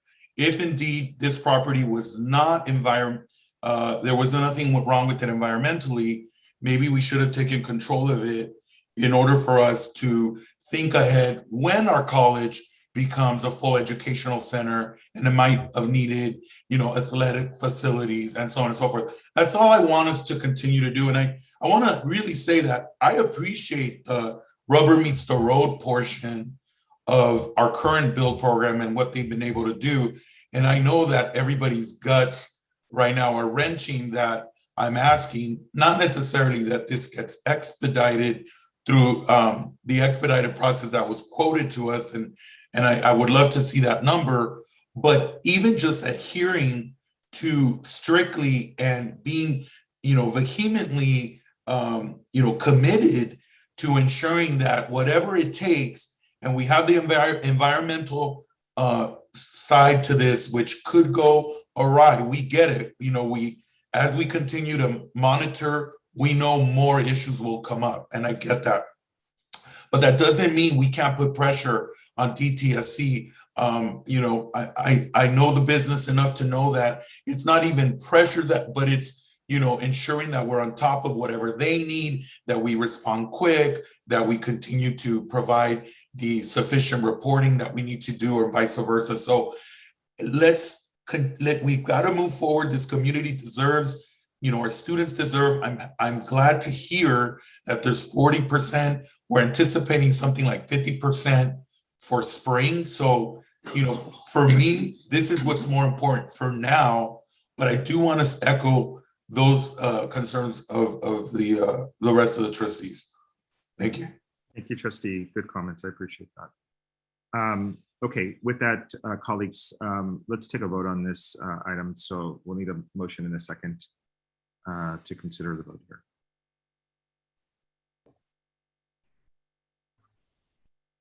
So moved. Thank you, Trustee Vela. Second. And seconded by Trustee Fong. Roll call vote, please. Student Trustee Martinez, advisory vote. Yes. Trustee Buelna, Yes. Trustee Fong, Yes. Trustee Henderson, Yes. Trustee Hoffman, Yes. Trustee Moreno, Yes. Trustee Vela, Yes. Trustee Vettis. Yes. Thank you. Colleagues, and important communication to follow up to take place to that Southgate community to ensure that we have the stability to know that our students will stay in a place until the facility is constructed. Amongst their communications we'd like to have there. So, Chancellor? Yes, so Mr. Vettis, thank you, and members of the board for a very, very thoughtful conversation. We've given us a clear direction. Thank you for your support, your confidence, your trust as we build out this facility. I did want to include a fact that was relayed to me from Ms. Gordon. We can indeed use taxable bonds for the payment of the facility versus the non-taxable. So there is, we do have both elements available to us. So I just wanted to clear that up for members of the board. I just want to thank you, Ms. Gordon. Thank you, Chancellor. Thank you, Ms. Gordon. Next, we'll move forward to the facility presentations. We have two in front of us. The first is a schematic design. It's the volunteer barrier removal project at LACCD. Mr. Earhart, I believe, is going to be doing this presentation for us. He's director of our bond capital construction program. Ian, the floor is yours. Great. Thank you, President Veras. Thank you, trustees. Just kind of wanted to bring an important project and our schematic design as part of our requirement to do so on projects over $5 million. This is the voluntary barrier removal project at Trade Tech College. It's an important ADA and elevator and signage upgrade throughout the campus. Next slide. So currently we're sitting in the second quarter of design completion for this project. It does include signage throughout the campus, elevator upgrades, and overall path of travel upgrades for the whole campus. The transition plan that was initiated for this campus picks up a majority of those issues, leaving out some of the restroom issues for some of the buildings that will be demoed down the line and part of the new construction projects that are coming forward. And it's a overly important project in regards to setting up such an urban environment that this campus sits in. The elevator upgrades are very critical, as we have a number of buildings that are greater than 2 stories. Project is anticipated for DSA approval in the fourth quarter of 22, with construction to start roughly around the second quarter of 23, shooting for a completion third quarter of 24. So a little over a year of construction at a estimated construction cost of $7.2 million. Next slide. This kind of gives you an overview of the areas that will be affected. One of the largest takeaways from this is really truly separating pedestrian traffic from vehicular traffic. We have an issue with some of the major walkways within Trade Tech being in an urban environment that we share similar walkways. So the thought process behind this upgrade was to separate those and make it much safer for students, faculty, and staff. We're also picking up some of the new landscape areas, and then most of the sidewalk areas that you see cover roughly about 63,000 square feet. And you'll notice in the areas that are hatched or checkmarked, however you want to call that, those are areas that are under construction or will be under construction. For example, in the corner down there, B4 will be our new DMA site, and that site gets completely renovated here shortly. We're in the middle of the design process for that right now. And E6 shows the current location of our CTB building, which is in construction as we speak. Next slide. Again, highlighting the areas where we needed to separate the majority of the pedestrian traffic and vehicular traffic. As you can see, we had 2 major thoroughfares running right through the middle of the campus, where students, faculty, and staff shared with delivery trucks, facilities trucks, in some cases, some parking in some areas for that large turnaround area. So this does define and separate the 2. Next slide. And as you can see, this is a rough rendering of how we plan on separating those areas. As you can see, we've created curb and gutter and pathways, and also we utilize landscaping to differentiate between the 2. So the top slide is roughly coming off of 23rd Street next to some of the old gym buildings and the new culinary arts program. And then the lower is off the Grand Avenue, again, separating pedestrian traffic from vehicular traffic. Next slide. This slide will indicate where we are picking up a majority of our elevator upgrades. As you can see, we have quite a few elevators on this campus. Again, a majority of the buildings are greater than 2 stories, being as it is a tight urban environment. A majority of that work includes upgrades to handrails, controls, communications, upgrading signage, door opening systems, car leveling, picking up a majority of the requirements that were set forth in the transition plan. Next slide. This is a brief example of one of the buildings, building D3 in particular, covering room signage. And again, this is room signage, not building signage. Room signage to get us to correct room IDs, bringing in properly exiting signs, updating evacuation maps, and then upgrading Braille, sign heights, and things of that nature to bring them all to current ADA code. Next slide. And with that, I will conclude the presentation. Anybody have any questions? Colleagues, let me ask if you can raise your hand for this, this presentation, questions or comments. Okay, I see none. So actually, Trustee Vela. Thank you so much for the presentation. Yeah, I'm really happy, by the way, that this is happening. I do want to say that, if we could also, go ahead and get some of these reported in the other colleges, that would be really, really helpful. I know, I don't know if President Roman is here, but there was one incident that I reported over to his predecessor that seem pretty rational. You know, we have heavy steps in front of ELAC, but want to thank you for this, and I really do think it's really important. So thank you. I guess I'll ask the one core thing. Maybe it's more of a comment. We've titled this voluntary barrier removal. I wonder if it's better phrased as like pedestrian friendliness / accessibility, or I don't know if it gives the, I mean, because I think ultimately what we're trying to do here is make it easier to get around, make it safer to get around. It's a whole bunch of kinds of opportunities here. So I think in terms of the way we communicate to students, the way we communicate to the public, I think it's valuable to, you know, assert that we're making these campuses very friendly, making them as safe as possible, using all the sort of latest best practices, et cetera. I understood, Trustee Ferris. It's more of a technical term. Yeah, term, and I know ADA means something different, but there's a lot. And to be honest, and I think this is being undertaken at all our campuses, right? To ensure that yes, it is. Yes, it is. I know I had a really nice conversation with President Gribbins the other day about Valley College, because we happen to have a city public street running right through the middle of the school, which is not always the easiest, but Trey Tech, because it's a small footprint, we're going to have some of that, you know, scenario with the fact that we have, you know, buildings across the street, yes. And, you know, and they're not small streets, they're very significant streets. So this is probably going to be an ongoing and continuing issue for the campus. So, but I appreciate the presentation, and I would like to say that it's my hope that the facilities program continues to keep these as priorities, and as we evolve and as we can see opportunities to make the way our students get across and get through things, students and staff, that would be very valuable. So, okay, seeing no other questions, let me ask for a motion and a second to, actually this is, we are technically receiving this, correct? Correct. Yes. Yes.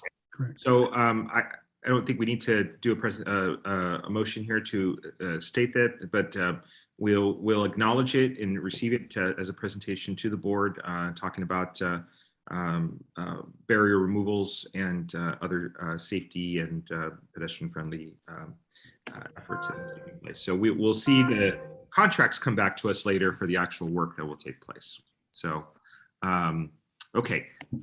With that, thank you for that. Next, we'll go to the Facilities Higher Education Student Housing Grant Program. This is essentially, I know a couple of other committees today discussed SB 169, but we agendized this here to receive an update from Dr. Smith on the district's effort to access funding under the California Higher Education Student Housing Grant Program. And they'll talk about our efforts and our future and upcoming work. Dr. Smith? Yes, I do have a presentation. It's brief, so bear with me. So what I want to talk about today is, this is quick agenda items, just a brief update of what the summary of the grant program, the opportunities for our district, a funding approach that I like to support and I recommend, and delivery models and partnerships, something that we need to discuss moving forward. Next slide, please. So really quick, just touching on what SB 169 does is definitely student housing, affordable housing for students, $2 billion. Half of that is dedicated to community colleges. This is the breakdown of how each tranche will go. So the first year is $250 million to $375 for each subsequent year. Next slide, please. One of the things that's important to note is the opportunity for planning grants. Now there's $25 million dedicated for planning. That planning includes demand studies, feasibility studies, CEQA, EIR, those things of that nature. And it also allows for public-private partnerships. I'll touch a little bit more on that, of public-private partnerships in a minute, but I do want to also point out that joint ventures, adaptive reuse, and local contributions are strongly encouraged.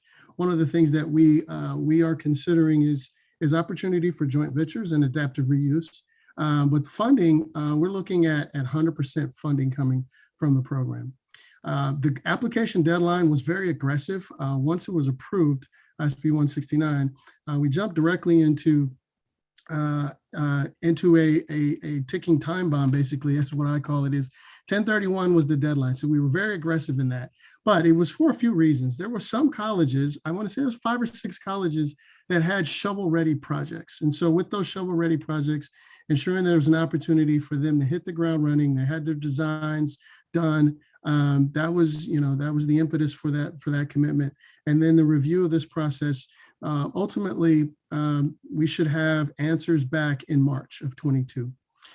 Grant applications were submitted for all 9 of our colleges.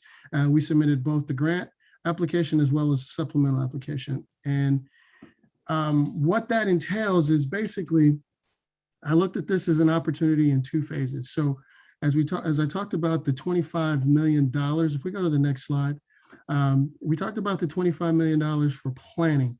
So that's for the feasibility studies, looking at demand management studies. That gives us an opportunity to receive the money in 2 tranches, studying all 9 colleges, looking at the opportunities where we can have housing, if there's an opportunity for any acquisition of land, property, anything within the vicinity of our sites that can be considered, as well as design. So we also committed, we also submitted applications for design dollars dedicated to each college if it is so supported by the data. So looking at the data, if that is supported, we submitted that in 2 phases to give the Department of Finance that opportunity to approve 1 file swoop, and then we can move into 2 phases showing that that is completed. We also, so planning is something that we looked at with regard to DSA. So I reached out to DSA when we knew that SB 169 was a possibility. I've been in discussion with them in preliminary discussions for a few months. And so what I'm trying to do is see if there's opportunity for us to expedite reviews. So right now, that's probably the biggest crux. If you based on one of the earlier meeting this afternoon, there's over 90 applications in. You have 20 looking for funding for full completion of the projects, and another 70 applications looking at feasibility studies and planning with regards to A&E services. So when we look at that, there's going to be a crunch here. One of the biggest concerns I have is DSA having an impact on the existing work that we currently have, not having an impact on the work that we're currently working on, being mindful that this year coming up, LAUSD is going to put $1 billion worth of work out on the street. So that's a ton of design time and review time, which actually push projects back. So I want to make sure that that's not a problem. So I've reached out to our local DSA rep, talk to them about what the challenges are, as well as set up a meeting. I'm setting up a meeting with the new Division of the State Architect, Ida Claire. And so what I'm trying to do is see if there's an opportunity for us to have pre-check, which is something that DSA calls PC, is opportunity to have pre-approved plans. So you can only have so many designs for housing based on that feasibility study. Why reinvent the wheel 90 times? Let's look at what those best designs are, ensure that we can have economies of scale, and we can also benefit across the state with this by looking at this and a different approach and working together to ensure that these designs meet the needs of the students, and we can be as efficient and economical as possible, which will reduce the time for DSA to have to review when they've already pre-reviewed a design. So I think that will help. I will continue to provide you an update there. And then I'm also looking to see if the state can provide some support, giving DSA some support to add some staffing to ensure that they have dedicated staffing just for housing reviews, not pulling away from the construction of our educational facilities. Next slide, please. So affordable housing, again, like I said, I want this to be 100% state funded. No matching funds are required. So we did not submit our projects with matching funds. That doesn't mean that if those projects don't get approved, they will still be considered for subsequent proposals the next round. And then we can also consider partnership contributions. So we can have capital, a capital investment from our partners. We can also look at our partners for operational cost as well. So that leads me into my next slide, which is is basically partnership opportunities. Now, what I have before you is, it looks very, dynamic and engaging, but if you read from the right side back to the left, what I want you to see is this is actually broken up into 3 different types of partnerships. So I look at evaluating P3s, P4s, and P5s as a best fit for students. Each location is going to be unique based on the student demand and the problem we need to solve at that institution.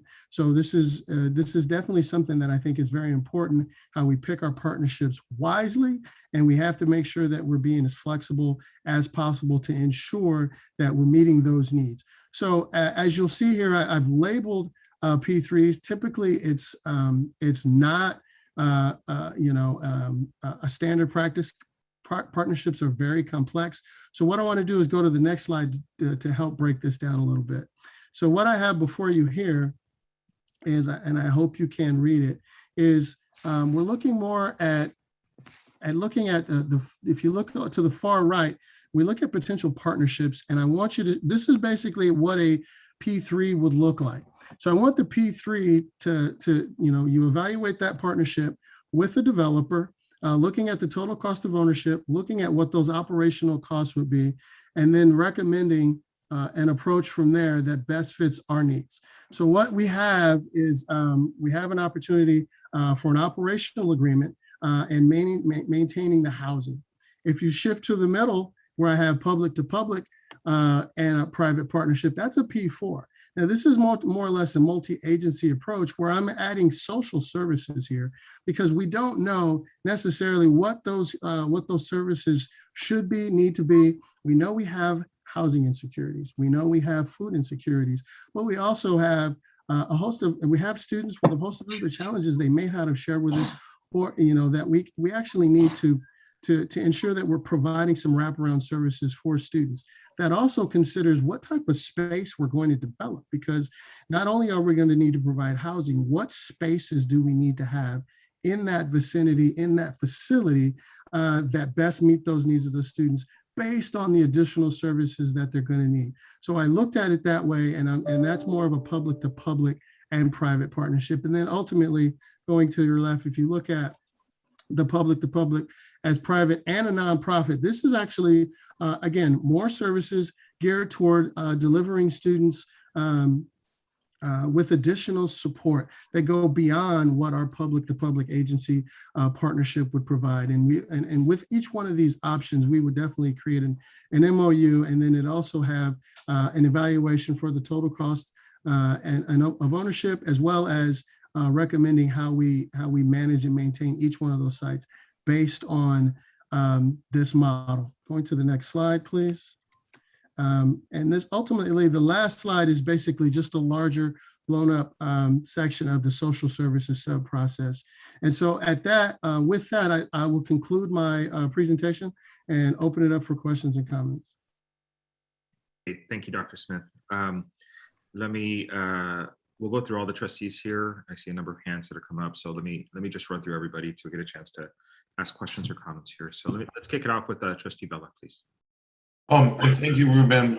I know there's so much more to this and layers and layers, but I do appreciate the efforts in your diagrams. Very, it was back like when I was in organic chemistry with the reactions and stuff.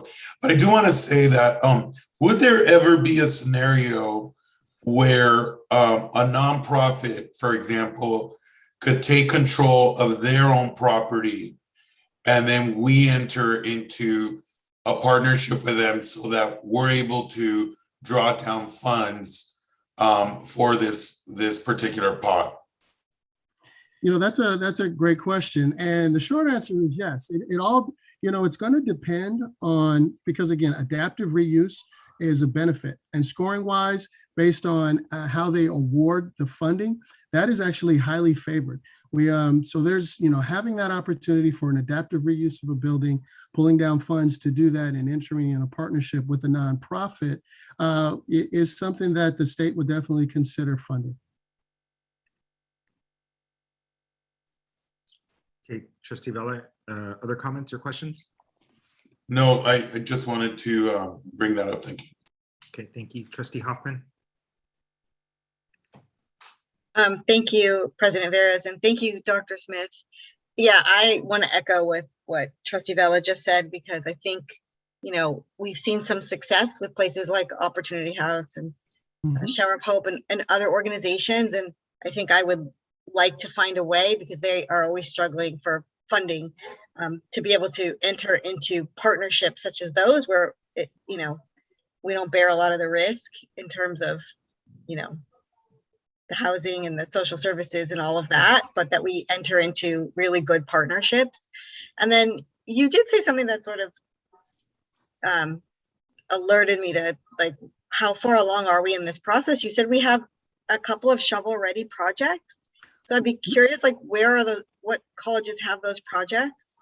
So I apologize if I misspoke, but what I believe was stated was there's out of the 22 colleges that submitted applications, they're shovel ready. Okay. We're not shovel ready. So I apologize for the confusion. We don't have any. We just have the 9 applications. I will come back with recommendations on how we move forward with this process. So the board will definitely be well involved before we get to a point where we have a shovel ready project. Okay, and then I don't know what those applications look like or how detailed they were, or if they were literally just for the planning and feasibility study piece of it. But when it comes time for like the actual, what are we going to do for each campus, I think the board would be very interested in getting a more detailed presentation. And I just want to put it out there right now that, you know, I'm not really interested in a bunch of dorm style places to live. I feel like we have particular populations of students, like student parents, veterans, foster youth. We have students with very different needs. So I hope we're taking all that into consideration. Absolutely. I appreciate that comment. And yes, I agree with you. What we're doing, what the applications was very, very preliminary, just showing that it's basically, we're interested. These are the amount of students we have. These are our demographics. These are the students that currently have insecurities. And so we've identified those things so the state can recognize us that we definitely have students who have needs and we need their support. So it's very, very preliminary. Nothing with regard to the model, the housing model. That is something that we will bring to you another presentation for discussion with far more detail based on that college and that fit, what we think is would fit there, and with the input of definitely a shared governance group. Great. And just so you know, I sat on the committee with the Community College League of California they put out an RFP to create a bench for firms that would do feasibility studies and other things. So I think we've chosen 2 or 3 firms. So at least, you know, there's that. We could always go to that bench to get their help. And one of them is a firm we're very familiar with. Anyway, yeah, thank you. Great presentation. Thanks. Thank you. Okay, next, Trustee. Please leave a message. Let me come back to him, Trustee Henderson. Thank you, President Veras. I don't have any questions. I just wanted to thank you, Dr. Smith, for the presentation. It was great. And to tell you that I appreciate your forward thinking in the sense that we need to consider partnerships, public and private, and the various needs of our students and the campuses that that they attend. So thank you so much for that. Thank you. Okay, Trustee Fong. Thank you so much, President Veras, and thank you, Mr. Vice Chancellor Smith, for the presentation. Really appreciate the efforts there. And then the chart on my screen was a little bit small, so I don't know if we have that. If you can send that to me a little bit later. I know the Trustee Vella referenced OCAM, and I know a number of us were taking those classes back in the day, so I don't want to do that deep dive on the computer. But in terms of the presentation itself, I thought it was great. Just echo my colleagues' comments about the partnerships with Opportunity House, LA Women Board. I think we should definitely continue to amplify those efforts, and then with Hoviness, and I know we approved a bunch of them at the last meeting. At the same time, I know that there's, thank you, Trustee Hoffman, for mentioning the whether or not we're shovel ready, but I think there's a lot of work that's been done on the district-wide assessment, I think, across the district from what I understand. And I think there's still a lot of good conversations around this issue. We've got to continue to amplify these issues. And so look forward to future conversations around affordable student housing and even workforce housing, the one that was allowed by SB 330 as well. So in addition to SB 169. So thank you, Vice Chancellor Smith, and thank you so much, President Pettis.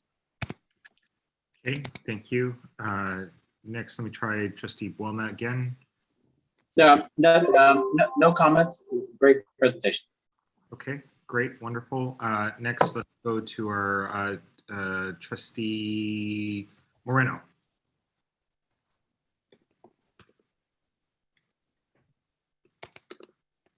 Yes, I don't have any comments. Okay, next student trustee. Hello, thank you so much for this presentation. Like Trustee Vela mentioned, like the diagrams, that was really helpful. I think this is so amazing. I'm really happy to hear about this. Like Trustee Hoffman also mentioned, the shovel-ready comment, I was about to be like, where are we starting? What's the info on that? But I look forward to the updates on that when that eventually does happen. Again, like many of my colleagues mentioned, concerns about, of course, we know LACCD services a vast amount and a variety of students. So, student parents, things like that. We have non-traditional students that are, older. We do have students that, we have traditional students that are younger. So I do want to ensure that that is taken into account so that when we do have student housing, it doesn't just seem like it's for a certain kind of age range, that it is representative of our student body. And I don't know if this was mentioned, but with the application process, ensuring that our students will have help to fill out these applications if they don't understand how to go about the process, because many of the times that is the barrier for our students to receive certain resources is they're unaware of how to go about the application process, or they're uninformed about the application process. So ensuring that our students do have a direct, pipeline to have someone that can help them with this process, and that it is as accessible as possible for our students to be able to apply and qualify. But thank you so much. I don't have any questions. Thank you. And then I guess at least I got Trustee Fong. I got you. Yes, I did get you. So my comments here real quick. Dr. Smith, I appreciate the presentation. Obviously with SB 116, I think we in this district have been talking about some form of student housing for many, many years, maybe decades. Oftentimes it's become a study, it's become shelved. But throughout the community college system, and certainly at the state level, we are acknowledging much more substantially student needs, basic student needs, and where they live and how they feel comfortable about where the next month rent is coming from, and having a safe place to stay consistently is very important. I mentioned this earlier in one of our committees, that while I think we've done great identifying students that are homeless and getting them into resources, to use the numbers from the County of Los Angeles, we have about 65,000 people that are homeless, but 700,000 on the brink of homelessness. And that means that these may be people living paycheck to paycheck. These may be people that if you asked if they had $1,000 savings to cover an emergency, they wouldn't, kind of scenarios. And I think many of our students fall into this category. So when we talk about specifically a homeless or living in a car or living on the streets, I think we've done well to figure out the partnership. There is something more to that, and that's having a high quality, affordable place to live. As part of this experience, Los Angeles as a whole is quite expensive. We just got done with a conversation about a lease right now. It's this lease gouging situation is happening across Los Angeles. And so, we certainly have, in some cases, land, space, opportunities to partner, opportunities to be part of the solution. That's very important. The planning grants phase are good and they're important. Trustee Hoffman, I know you sat on a committee with probably one contractor we've contracted with in the past. Oftentimes, I feel like we need to, connect with people who understand Los Angeles. We need to be opportunistic in places where they arise. But ultimately, if we're going to be doing any work on our campuses, they, should go through a facility master planning process that includes our campus community and the councils and the users and all that stuff, all that effort that goes together. Because I would imagine as we're trying to expedite, as we're trying to move quickly, over the years, I've discovered that there's probably gray areas of whether approval for certain things belongs to the local municipality and jurisdiction or whether it belongs to the state. I think we're asserting that housing belongs to the state because now it's funded by the state. But there may be partnerships and opportunities that are adjacent that if they're, creatively assessed, we can facilitate fast building and good projects in the process. Certainly, I think when we do stuff on campus, we want to check all the boxes and make sure that they're worthwhile projects.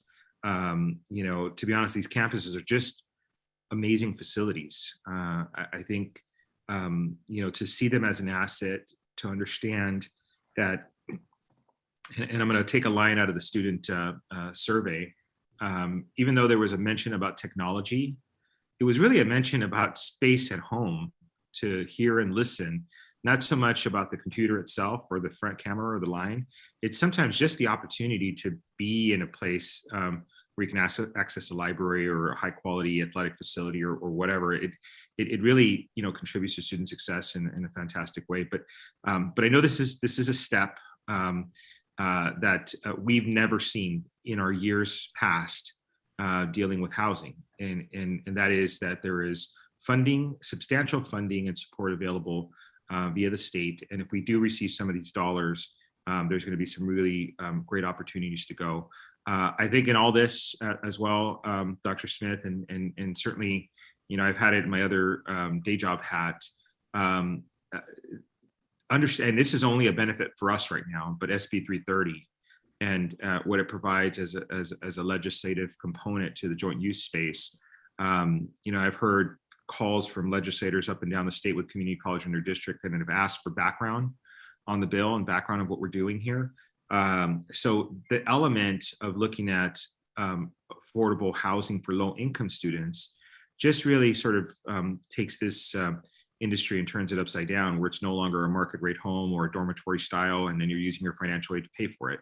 This is really an opportunity to look at how we can be engaged and involved in a low income, affordable housing conversation in a meaningful way, not just let's piece together all your grants and stick it into a housing fund, which is sometimes, maybe some of us had to go through that in our own experiences. I know I certainly did when I lived on campus, had to figure out how to pay for housing based on financial aid. And that's not always the best experience sometimes, but I never regret that 1 year on campus of how much it meant to my education career to get acclimated, caught up, a leg up, and to be able to come from an environment where there was no quiet space nor supportive space because of the, whether it was helicopter noise or whatever that bugs you when you're trying to, advance as a student. So there's lots of good stuff here. I'm really excited to see it, but would love to, have you explore a little bit more like how this happens in facility master planning, how it happens in approval processes that sometimes migrate maybe right outside our campus, but nearby, and how we would expect to work with the local jurisdictions and potentially how they can contribute to these kinds of efforts as well. So that I appreciate. And Dr. Smith, I think maybe there's one other question as you're engaging. SB 330 calls for workforce opportunities, workforce housing opportunity. Of course, SB 169 does not. But I wonder if there is projects that are combined and collaborated with, if there's an opportunity to segregate funding so we can continue to explore. I know especially some of our lower end, lesser paid workforce, are also in search of quality housing, whether it's an adjunct, trying to piece together their workload, or whether it's some of our maintenance operation or classified staff, where it may be just too expensive to commute or to live locally, and they have to commute from very long distances to get to the campus. but that was also one of those underlying features of SB 330 and our conversation overall that was undertaken. So I'll leave it as those comments. Colleagues, I believe that wraps up the presentation of the comments here. So if there's no other comments, we'll deem this presentation as received. Dr. Smith, you got a bunch of comments, and we'll look forward to subsequent meetings with additional feedback here. So, okay, wonderful. I see the thumbs up. Next, we'll go to information items. Again, this is the active project status report, a listing of ongoing construction. It's available for all trustees to click on and review. But this is ongoing construction report as presented. And we'll deem that as received as well. Next is announcements and indications of future proposed actions by members of the Board of Trustees. I did, at the outset of the meeting, talk about next month's meeting, so I think people are familiar and they'll get more information as it comes. But is there any other announcements to mention at this moment? Other than enjoy your Thanksgiving next week and your holidays here coming up, in case we don't see each other. Excuse me, Mr. Vettis, excuse me. Yes. I just wanted to reiterate, thank you, sir. Wanted to reiterate an announcement that was made in the Legislative and Public Affairs Committee. We are having an LACCD educational town hall with Speaker Anthony Rendon on Monday at 6 p.m. The public is invited and welcome. Thank you, sir. Thank you, Chancellor. And actually, I guess I will take one other announcement there. Since Trustee Hoffman, I was your alternate today in that committee. And just for the record, they are assessing and reviewing proposals for legislative proposals and budget proposals. So I know that was sent out, but just a reminder to everybody, if there's things on your agenda that committee can take a first step of assessing in preparation of a comprehensive layout of the agenda. We hit the ground running legislatively in January. So this is still a planning process, and Ms. Veloz is gladly taking these concepts, ideas, and I believe the Chancellor presented Trustee Hoffman's in that committee in terms of family support issues, and I'm not going to get it all right, but yeah, that and obviously all members of the board are welcome to submit their ideas and proposals. So Trustee Hoffman, you have a comment? I do, and thank you, President Veras, for taking my place today. I appreciate it. I was at the league conference this afternoon. I do want to just announce, because it was brought to my attention that, and I saw it on my Instagram feed, that Assemblymember Adrin Nazarian is hosting a COVID-19 vaccination information session at LA Valley College. I think, I'm not sure if it's in person or if it's on Zoom. And I think it's on Zoom, maybe. It's a town hall with Armenian medical professionals, because there's a really low vaccination rate among the Armenian population. And so I want to thank Dr. Barry Gribbins. I remember you had mentioned it to me, and I just saw that that's happening tomorrow at 5:30 p.m. Great. So spread the word. Thanks. Thank you, Trustee. I did want to note publicly, I know the Chancellor has, and myself, we both sent a note to our employee representatives with encouragement to continue to have their units vaccinated and submitted and uploaded to the system. We are still quite a bit of ways from our goal. And so that's going to be an endeavor that we're going to have to communicate, educate, persuade, cajole much more aggressively in the upcoming months. And just for the sake of those that have not gotten vaccinated, obviously the public health has, and those that have gotten vaccinated themselves, it's an opportunity to have a booster shot. Children are now getting vaccinated. I had the opportunity to be with my child today to get her first vaccination, which is exciting for her. But we're in this, the best way to deal with this pandemic is clearly vaccination, and we still have ways to go in LACCD, and we want to make sure that all of us are part of that, encouraging effort to be able to be in compliance with our board goals and to make sure that we're as potentially protected and safe as we can be across the board. So, that's a continuing item, and definitely encourage folks through the holidays as people gather together to make sure that they're vaccinated and using the best and safest approaches to deal with the pandemic. So, okay. With that, we'll go to public comment. I did have one request in public comment for items not on the agenda. And there's a hand up from Joanne Waddell, so we can remove her into the panelist portion, and we'll allow her to make her comment.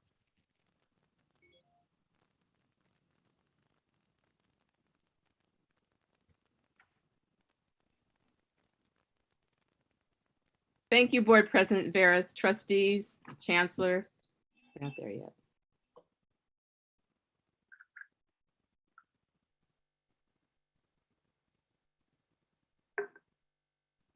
Thank you, Board President Veras. Gotcha. Thank you, Board President Veras, trustees, Chancellor. For the record, it's Joanne Waddell, President of the Los Angeles College Faculty Guild, AFT 1521, representing the 5,000 faculty on the 9 college campuses in the Los Angeles Community College District, soon one day to be 10 campuses perhaps. It's my pleasure to report that the Faculty Guild and the district management have signed an MOU for the winter and spring terms 2022.